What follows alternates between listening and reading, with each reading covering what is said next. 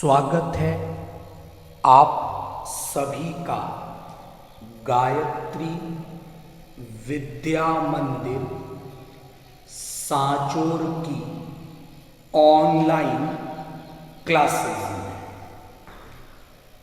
आज के लेक्चर में बात करेंगे 11th बायोलॉजी के चैप्टर नंबर 4 के बारे में। 11th क्लास की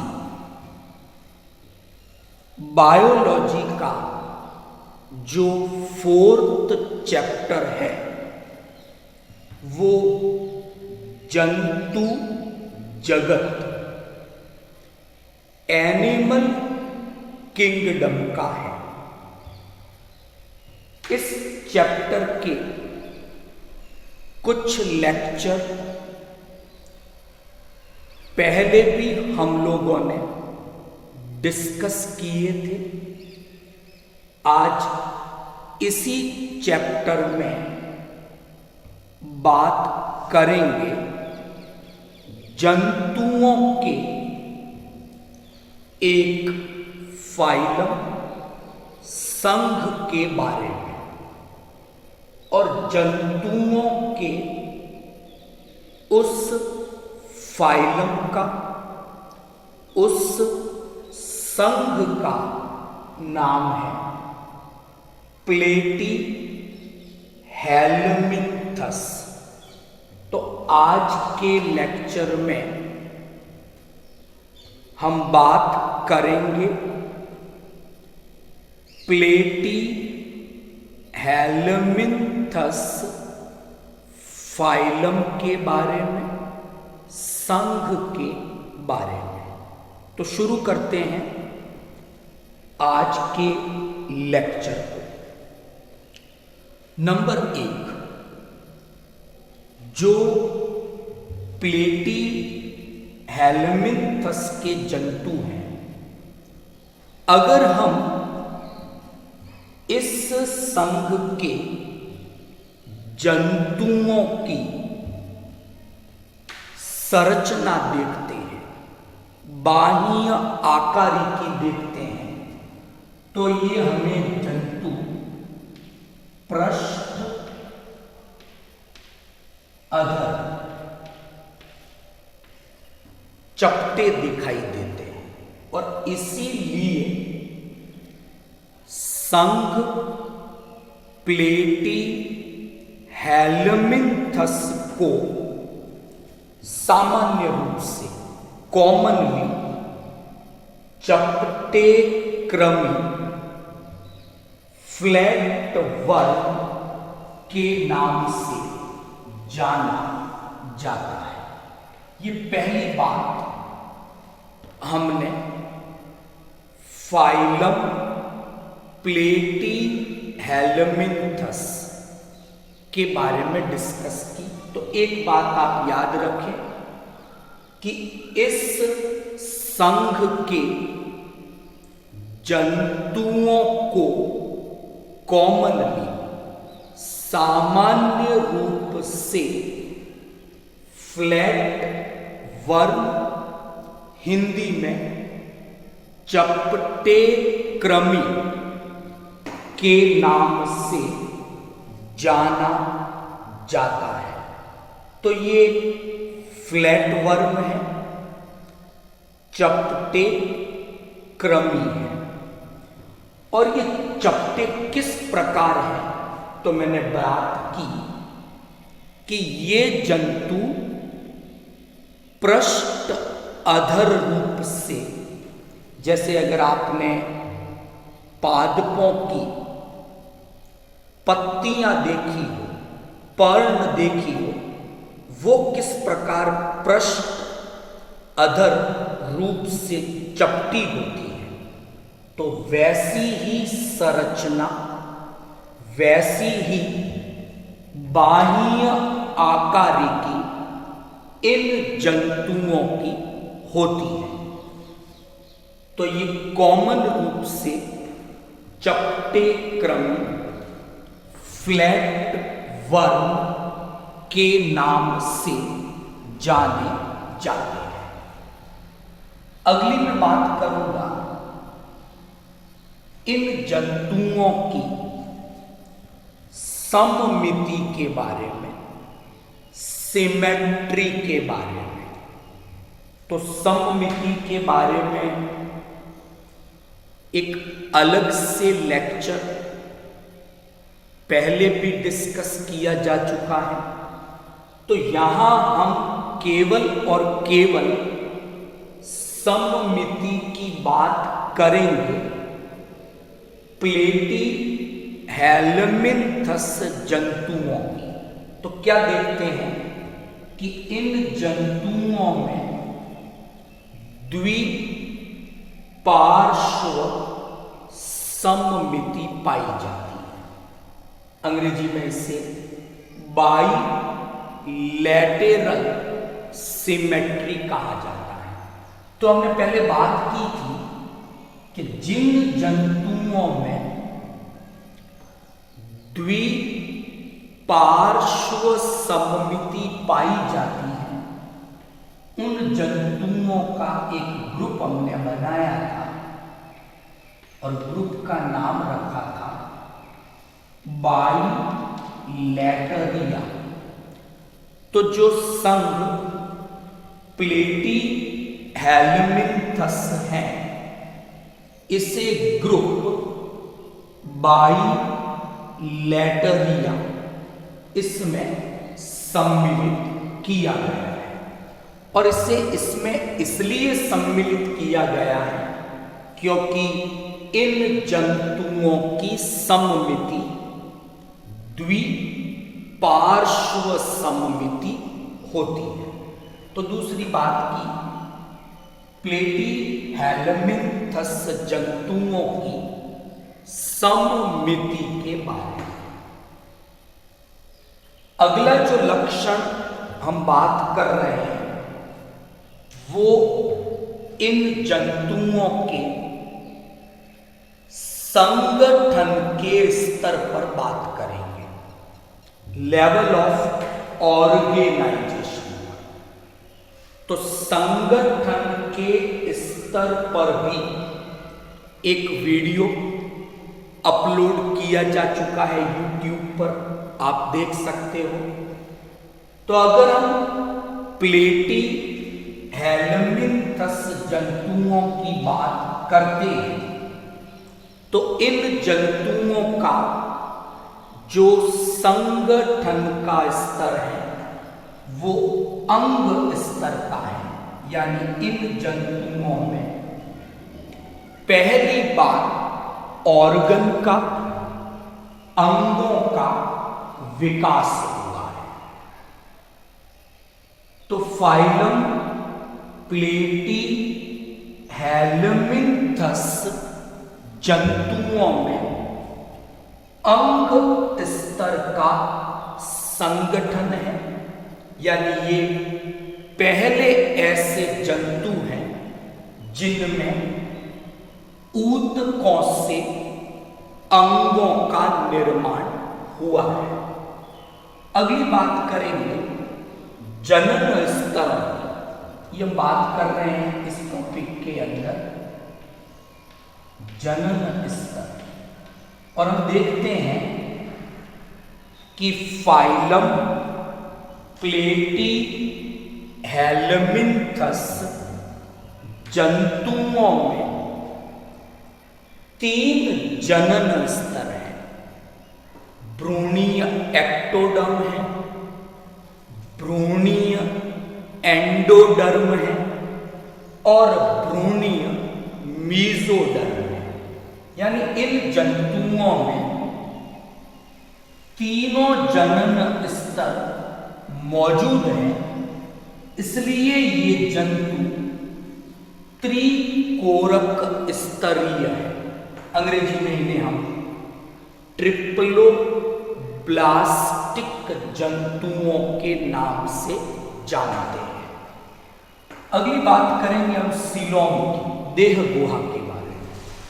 तो तो सीलोम के बारे में, देह गुहा के बारे में हम पहले भी पढ़ चुके हैं। तो यहां हम बात कर रहे हैं संघ प्लेटी हेलमिन्थस जंतुओं में क्या स्थिति है। तो हम क्या देखते हैं कि ये जंतु एसीलोमेट है, मतलब इन जंतुओं में देह गुहा, जिसे सीलोम कहा जाता है, वो इनमें अनुपस्थित होती हैं, सीलोम नहीं है इनमें। तो वहां हमने बात की थी, जब एसीलोमेट डिस्कस किया था तो हमने बताया था कि देह भित्ति और आहार नाल, इनके बीच में कुछ ऊतक भरे हुए हैं और उन ऊतकों का नाम दिया था मीसेनकाइम ऊतक। कौन से ऊतक भरे हुए हैं? मीसेनकाइम ऊतक भरे हुए हैं। तो जहां एक गुहा, कैविटी होनी चाहिए थी देह भित्ति के और आहार नाल के बीच में, वहां किसी प्रकार की कोई कैविटी, गुहा नहीं है, बल्कि उसकी जगह कुछ ऊतक भरे हुए हैं।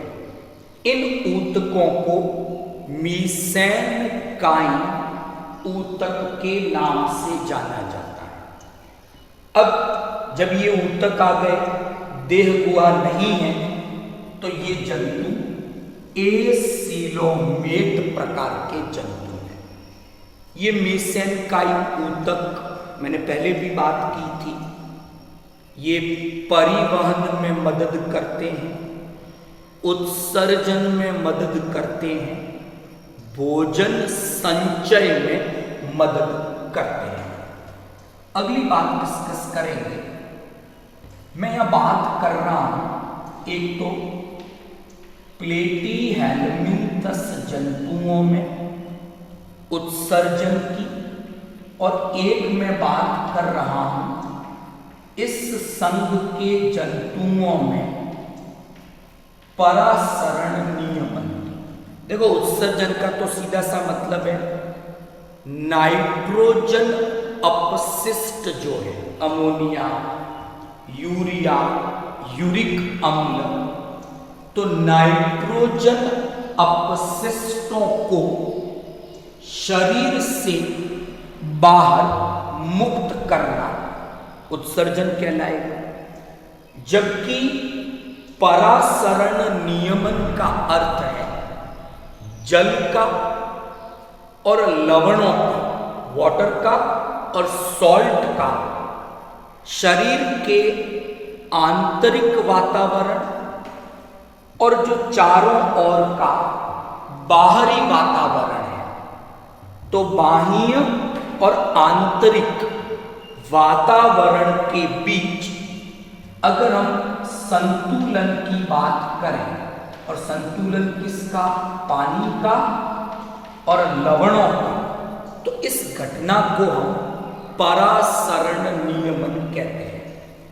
तो प्लेटी हेलमिन्थस जंतुओं में इन कामों के लिए, उत्सर्जन के लिए, परासरण नियमन के लिए विशेष अंग उपस्थित हैं, जिन्हें हिंदी में आदिवृक्क कहा जाता है।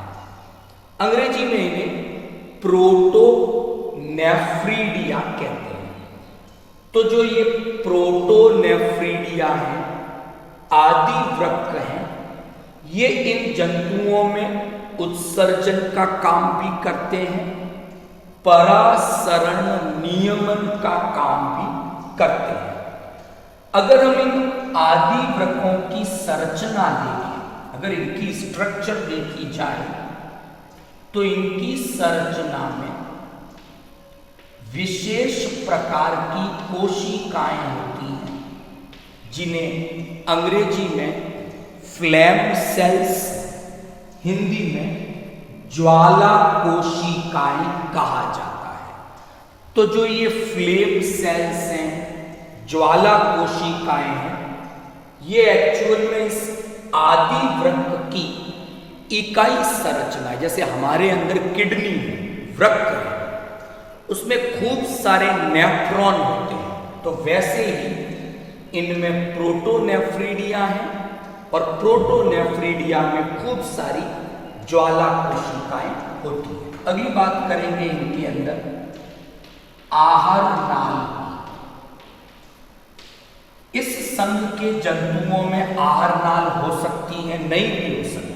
यानी कुछ जंतु ऐसे हैं इस संघ के जिनमें आहार नाल है, कुछ ऐसे भी जंतु हैं जिनमें आहार नाल अनुपस्थित है, लेकिन जब भी होगी वो हमेशा अपूर्ण, इनकम्प्लीट होगी। तो आहार नाल उपस्थित हो सकती हैं, अनुपस्थित हो सकती हैं, और जब भी अगर होगी तो वो इनकम्प्लीट, अपूर्ण होगी। अब कुछ और प्रॉपर्टी की मैं बात करता हूं। जो प्लेटीहेलमिन्थस संघ है, इसमें दोनों प्रकार के जंतु हैं। कुछ जंतु स्वतंत्र जीवी हैं, लेकिन अधिकांश जंतु, मोस्ट ऑफ पैरासाइट, परजीवी हैं। तो जो जंतु परजीवी हैं तो उनमें परजीवी अनुकूलन पाए जाते हैं। ऐसे कुछ अनुकूलनों की 2-3 बातें मैं करता हूं कि एक तो जो परजीवी प्लेटीहेलमिन्थस हैं, इनमें हमेशा अनॉक्सी श्वसन होगा, बिना ऑक्सीजन की आवश्यकता के उपस्थिति के श्वसन की क्रिया हो। नंबर 2, गमनांग नहीं है, गमन के लिए किसी भी प्रकार की कोई संरचना नहीं है। तीसरा, संवेदी अंगों का अभाव है, क्योंकि ये किसी दूसरे जंतु के ऊपर निर्भर है, उसके शरीर में है, परजीवी के रूप में रह रहे हैं, तो संवेदी अंगों की कोई आवश्यकता नहीं है। इसलिए संवेदी अंग, संवेदी संरचनाएं अनुपस्थित होती हैं। तीसरा, इनमें हुक है, शूक है, इस तरह की संरचनाएं होती है ताकि परपोषी के शरीर में ये चिपक सके, एक जगह पर स्थिर रह सके। तो इनमें हुक्स हैं, स्पाइंस हैं, ऐसी संरचनाएं पाई जाती हैं। लेकिन जो प्लेटीहेलमिन्थस स्वतंत्र जीवी है, एक नाम आपने छोटी क्लासों में पढ़ा होगा, प्लेनेरिया के बारे में। प्लेनेरिया इसी संघ का जंतु है, लेकिन स्वतंत्र जीवी है, वो परजीवी नहीं है। तो प्लेनेरिया में पुनरुद्भवन की क्षमता होती है, रीजनरेशन पाया जाता है, और ये क्षमता अत्यधिक है। प्लेनेरिया को अगर 2 भागों में बांटा जाए तो दोनों भाग बचे हुए आधे भाग का निर्माण कर लेते हैं। तो पुनरुद्भवन की अत्यधिक क्षमता है।